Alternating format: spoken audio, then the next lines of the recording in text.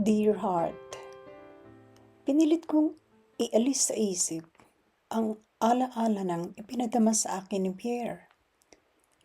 Nag-concentrate ako kay Alex, ang aking pinsan kuno, na magiging personal chauffeur ni Madam Yasmin. Ang hindi ko in-expect, dear heart, na agad kong pagsisisihan ng napakatindi ay ang nangyari ng mag-meet si Alex at ang aming amo. Como lalaki at foreigner pa, pinakahirap pa ni Madam Yasmin si Alex na nakasuot ito ng tradisyonal na gayak. Naka-jilbab ito at may headscarf. Di kasi, hindi kita ang mga tainga nito, ang buhok, ang leeg, ang dibdib, ang sexing hugis ng alagang-alagang katawan. Pero kabisado na ni Tricia ang body language ng amo. May kakaibang kislap sa mga mata nito. Pagkakita sa kunwari ay pinsan ni Tricia. At tingin ni Tricia ay lalong naging gwapo at lalong naging matipuno ang katawan ni Alex. Alam ni Tricia, kinilig ang pinaka-secret na parte ng katawan ni Madam. Pero ilang linggo pagkaraan, inisip ni Tricia na nagkamali lang siya ng akala. Hindi na muling ni-require ni Madam Yasmin na makita o makausap si Alex. Anito kay Tricia, let your cousin familiarize himself first with the main roads here in my country before I will let him drive for me. Hindi na ito muling bumanggit ng kahit ano tungkol kay Alex. Nagkulong lang ito sa master bedroom, nagmukmok, nagpa-hot oil, nagpakulay ng buhok, nagpa-facial, nag-workout, nagpalinis ng mga kuko, nagbasa ng mga bawal na women's glossy magazines, naggaling sa America at Europe, nakinig ng music na bawal ding pakinggan sa bansa, nagsusukat ng western clothes na mahigpit na nakatago sa paningin ng mga kasama sa bahay na domestic staff. Hindi rin hinayaan ng amo na mag-day off si Tricia. Siya lang kasi ang kausap nito. At bagot na si Tricia. Pero naaawa naman siya kay Madam. Makalawa na niya itong nahuli na umiiyak. Disappointed si Arlene. Ginawa ka na yatang mongha ng amo mo, Tricia. Anito. Magkausap sila nito sa telepono isang gabi. Umaasa si Arlene na makakalabas si Tricia kinabukasan, day off niya, para maipakilala ang pen pal. Dumating si Kyle sa bansa, may 4 na araw na ang nakararaan. Sorry talaga, Arlene, sabi ni Tricia. Nakiusap si Madam na huwag ko siyang iwan. Ano bang problema niya? Tanong ni Arlene. Ewan ko ba? Parang depressed, sagot ni Tricia. Lately, bigla na lang napapaluha. Ay nako, sabi ni Arlene. Naghahanap lang yan ng alam mo na. Ikaw naman, sabi ni Tricia. Maiba ako, ani Arlene. Kumusta kayo ni Alex? Nakapag-ano na ba kayo? Humagighik si Arlene sa puntong ito. Ang bastos ko ba, Tricia? Sagot ni Tricia. Walang tsansa. Hindi kami makapag-usap na kami lang. Yung tulugan niya sa gawing likod sa ground floor nitong mansion. Kahilera ng living quarters ng iba pang domestic staff. Ako, alam mo naman, Andito ang bedroom ko malapit sa master bedroom sa second floor. Di frustrated ka niyan. Nanunukso ang tono ni Arlene. Inignora iyon ni Tricia. Sabi, kaya pala unfriendly sa akin ang mga yun. Bakit daw ako na iba ang paniniwala at pinay pa? Nasa guest room. Hindi naman daw ako bisita. Katulong din daw ako na tulad nila. Bakit daw ako kailangan nilang ipaglaban ng damit at ipagluto at ipamlansya? Sus, bulalas ni Arlene. Naiinggit sila sa'yo sa madaling sabi. Yan din nga ang sabi sa akin ni Madam Arlene. Nabanggit ko kasi sa kanya yun. Anong ginawa ng amo mo?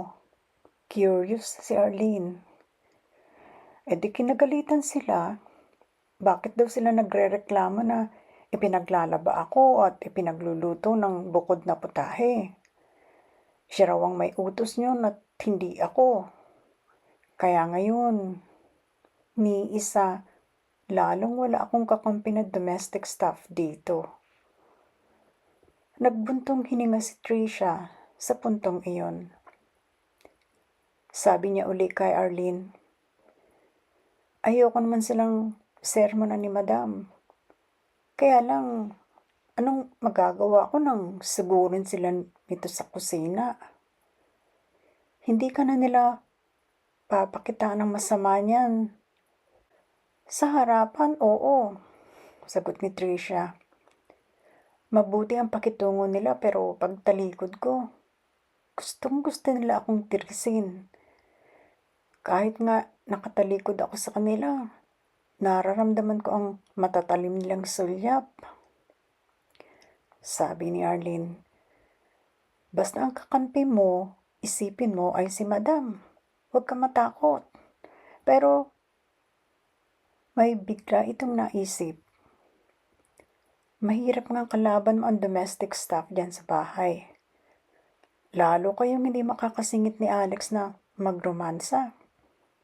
Kapag may nakakitang kasambahay sa inyo, lagot ka, Tricia.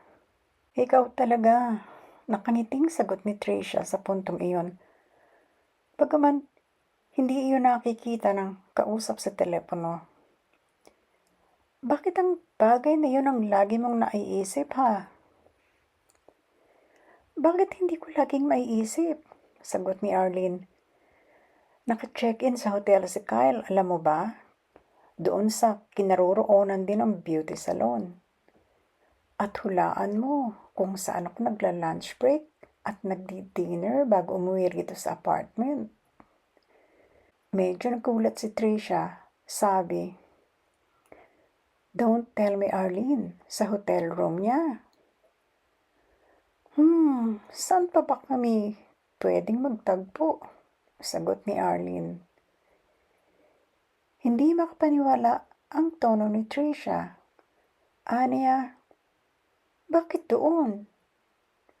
Alam mo naman dito, Tricia, kahit mag-asawa, hindi pwedeng i-display ang pagiging intimate at close ninyo.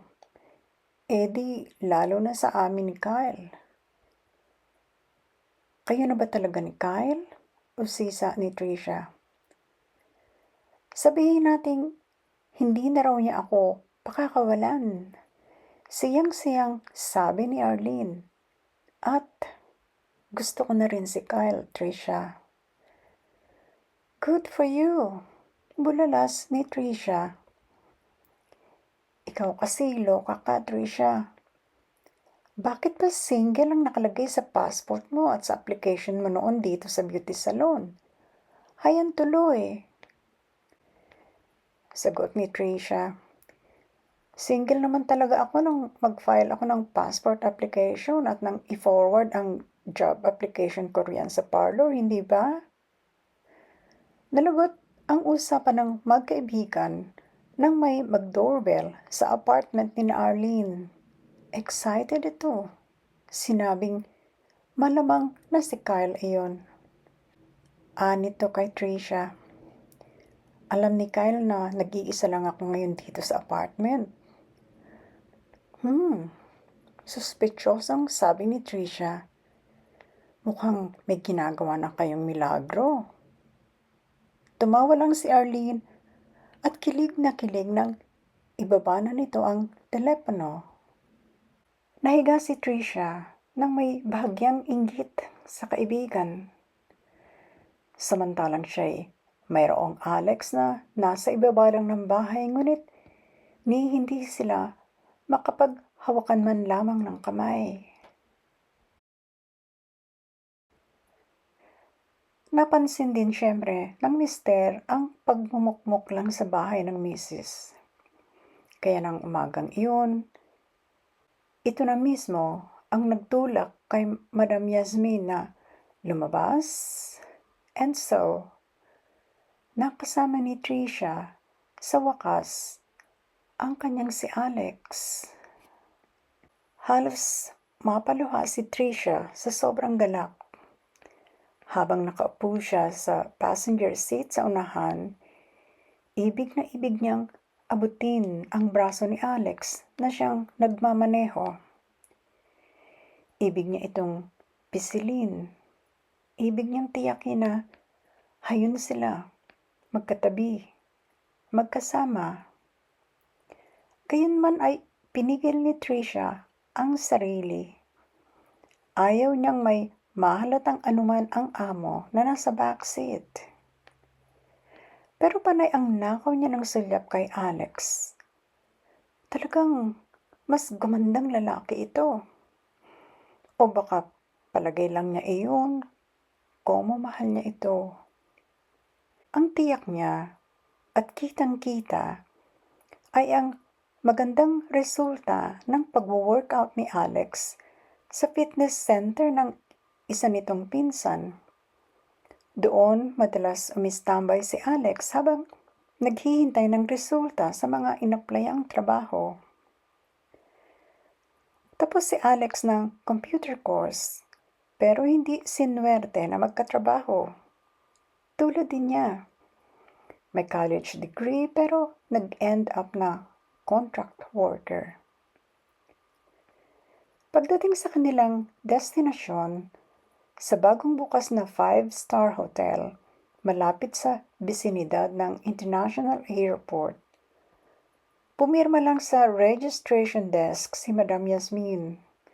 Pagkaway, sinamahan agad sila ng mga bellboys sa pinareservang penthouse suite ni Rashid Zahir. Isang linggong mag-i-stay roon si Madam. Magre-relax, mag-e-enjoy sa tabi ng pool, mag-ehersisyo sa gym, maglalaro ng tennis sa indoor court, magpapamassage, mag-shopping sa kalapit na duty-free shops na isa sa pinakamalaking mall sa Middle East. At isang linggo ring magdurugo ang puso ni Tricia. Nagulat si Tricia nang bigyan siya ng amo ng pera. "What's this for, madam?" tanong niya. Halos hindi pa sila nakakasettle sa penthouse na 3 ang bedrooms. Tig-iisa silang kwarto ng amo at ni Alex. "Use that for tips." Nakangiting tugon ni madam. "I want you to go to the beauty salon downstairs. Get a gloss hair treatment, a trim, a facial, whatever." "But madam," sabi ni Tricia. "You deserve it, Malak," anito.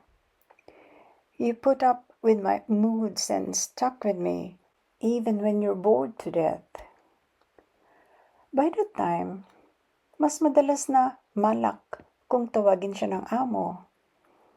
Angel ang ibig sabihin ng Malak. "Pamper yourself, Tricia," sabi pa nito uli. "Make yourself pretty."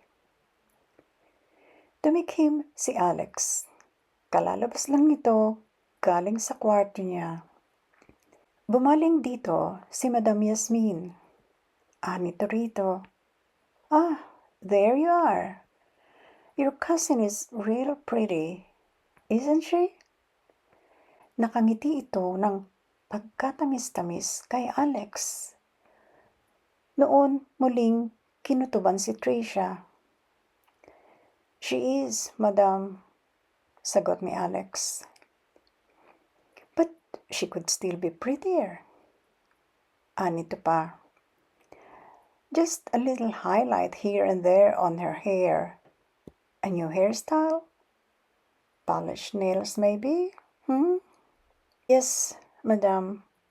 Pakikisakay ni Alex sa amo.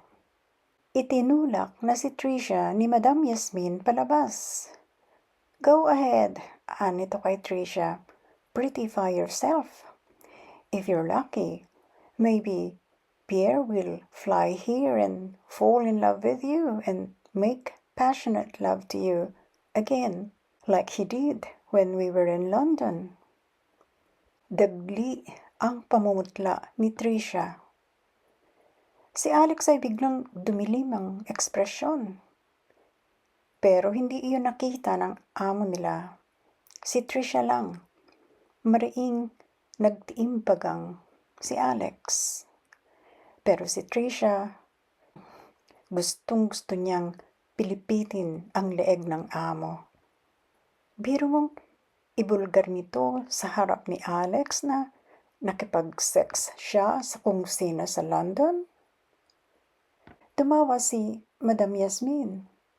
Akala nito, napahiya lang si Tricia sa pinsan.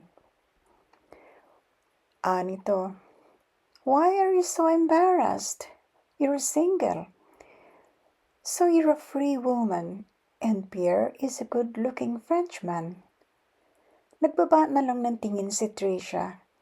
Hindi niya matagalan ang apoy ng puot na tila palasong tumutudla sa konsensya niya mula sa mga mata ni Alex. Pero hindi pa tapos si Madam sa paglubog kay Tricia sa matinding pagkamuhi ni Alex. Idinugtong ng amo.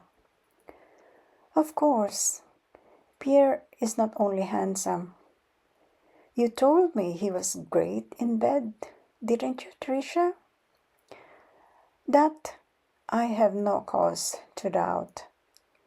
I heard you still moaning in ecstasy in the morning.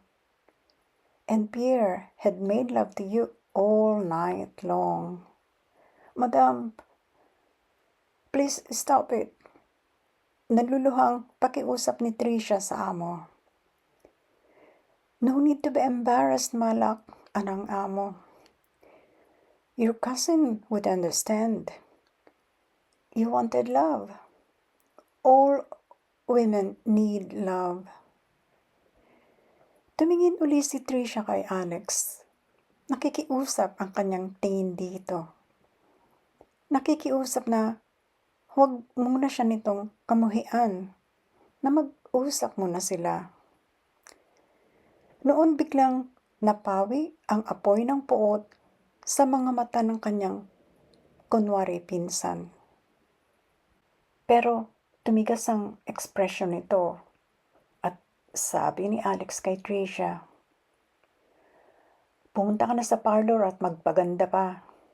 Malay mo, may mamit kang another Frenchman o kahit sinong foreigner na guest dito sa hotel.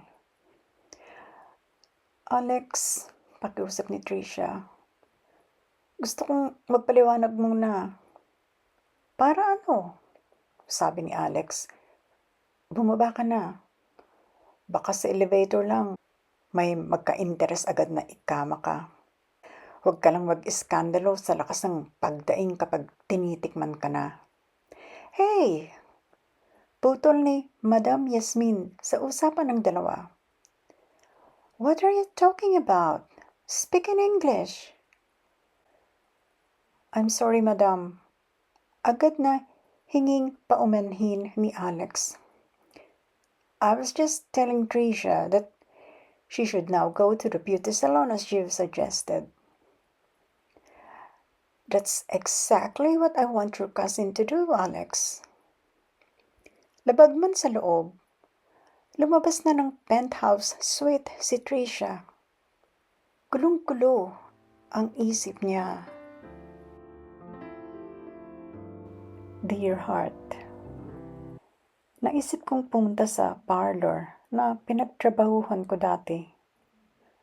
Pero hindi para magpaganda, kundi para kausapin si Arlene at ilabas sa kanya ang aking himutok. Hindi ko iyon ginawa. Hindi ko pala pwedeng gawin. Mapipilitan kasi akong ipagtapat kay Arlene ang tungkol kay Pierre. At hindi ako handa na ipagsabi kahit sa very close friend ang pagpatol ko sa ibang lalaki. Kung sana ay wala akong asawa. Hindi ko pinsan si Alex. Hindi boyfriend lang. Asawa ko siya. Bumaba muna si Tricia sa lobby ng hotel. Hinanap niya ang ladies' room. She stayed there for a while. Doon siya umiyak at umiyak pa. Eventually ay naubos din ang luha niya. Bagaman she still felt terrible. Nang kalmado na siya, kahit sa panlabas lang, lumabas siya ng ladies' room at nagtanong sa isang staff kung nasaan ang beauty salon ng hotel. Kung gusto ng amo niya at ni Alex na magpaganda pa siya, pues, iyon ang gagawin niya. Yun nga lang, sabi ni Tricia sa sarili, para ano o para kanino ba ang gagawin niyang pagpapaganda kung ganitong suklam sa kanya ang asawa? Nagpa-highlight si Tricia, nagpa-trim, nagpa-arch ng eyebrows, nagpa-facial, nagpa-foot spa, manicure at pedicure. Sabi ng mga beautician ay lalo siyang gumanda. Pero nagkibit lang siya ng balikat. She smiled politely. Gawa rin niya iyon sa dating pinagtrabahuhan, ang purihin ng customer. Hindi maganda ang feeling niya. She felt more awful and terrible than before. Gustong-gusto niyang maglupasay at mag-umiyak. Of course, hindi niya iyon ginawa. Umakyat na siya sa penthouse suite. Halos maghapon ang ginugol niya sa beauty salon. Nang tuunan niya ang doorbell, naisip niya ano ang ginawa ng kanyang amo at ni Alex sa maraming oras na wala siya sa penthouse. Nang pagbuksan siya ni Madam, naka-dressing gown lang ito at may kakaibang kislap sa mga mata. May kakaibang glow sa mukha. Napakasaya niya. Mariing nagkagat-labi si Tricia. Walang duda sa isip niya. Nag-sex ang amo niya at ang kanyang asawa. Hello there, my personal angel. Ang pambungad na bati ni Madam Yasmin. You look good, Tricia. Pumasok na si Tricia. Wala siyang maisip na sabihin. Nginangat-ngat ng selos ang puso niya. Naguni-guni si Alex sa ibabaw ni Madam. O, naisip din ni Tricia, baka si Madam ang nakakubabaw sa mister niya. Noon, nasulyapan ni Tricia si Alex. Palabas ito ng bedroom ni Madam. Nagzi-zipper ng pants. Obvious na sinadya ni Alex na ipakita iyon kay Tricia. Hinatak siya ng amo patungo sa dining area. Maraming pagkain sa mesa. Estilong buffet. Tiyak. Umorder si Madam ng room service. Ganoon lagi kung umorder ito. Maramihan. Ipasiset up ng buffet style at mas madalas kaysa hindi, Bahagyang-bahagya lang na mapabawasan ang mga pagkain. Isang bote ng wine ang wala ng laman. May 2 pang nakababad sa yelo sa wine bucket. Tumingin si Tricia sa amo. Nalasing ba ito sa wine? O baka nalasing lang sa pag-enjoy sa pagkalalaki ng asawa niya? "Oh, there you are, Alex." Baling ni Madam Yasmin dito. "Come on and eat. You need it." Makahulugan, idinugtong nito, "for extra energy." Walang imik na namili si Alex ng kakainin sa buffet. Halos itulak ng amo si Tricia sa hain. Nagpaunlak si Tricia bagaman hirap siyang pumuko sa masasarap na pagkain naroon. Namili rin si Madam Yasmin ng kakainin. Habang nasa buffet ang tingin nito, nito kay Alex, "I was telling your cousin how good she looks. I bet if Pierre could see her now, he'd think again that she's good enough to eat." Tumawa si Madam pagkasabi niyon at idinugtong, nakatingin naman kay Tricia, "But he did eat you, didn't he?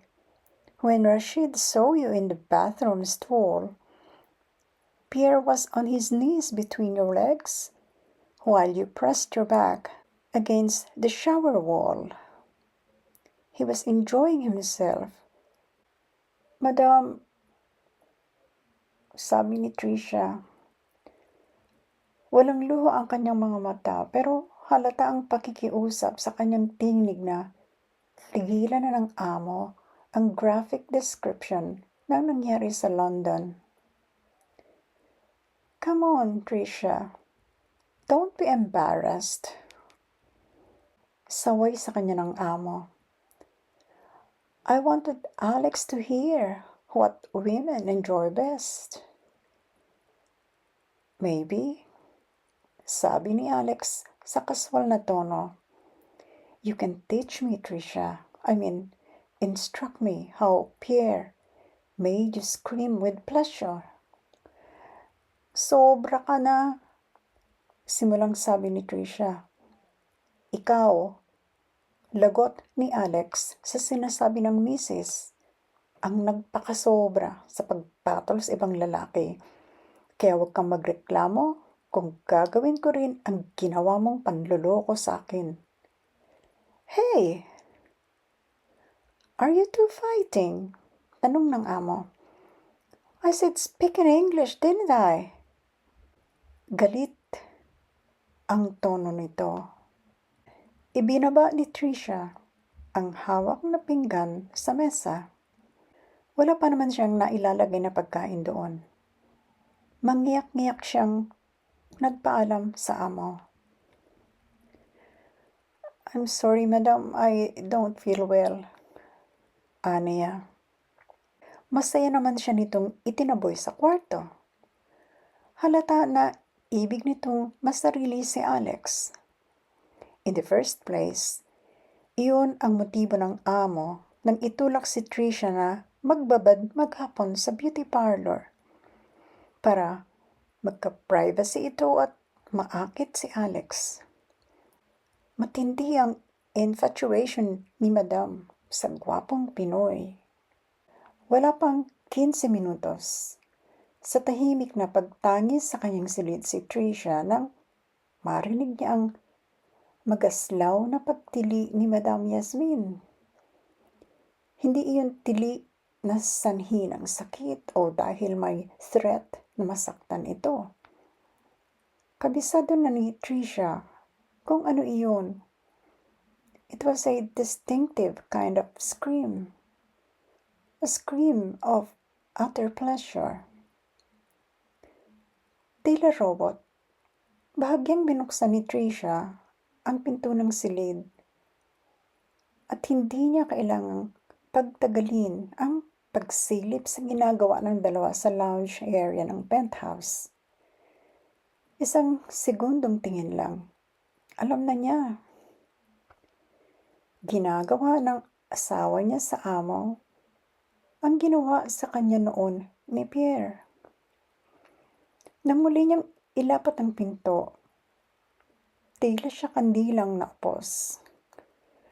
Napaupo siya sa sahig. Tahimik na itinaghoy ng nagluluksang puso ang kamatayan ng pag-ibig sa kanya ni Alex. Ano sa inyong palagay? Iyon na kaya ang pinakamasaklap na pangyayaring mararanasan ni Tricia sa pangangamuhan sa ibang bansa? You are wrong. Simula pa lamang iyon. Ngunit hanggang kailan? Hanggang kailan ang pasakit sa puso na dadanasin Tricia dahil kay Alex? Abangan.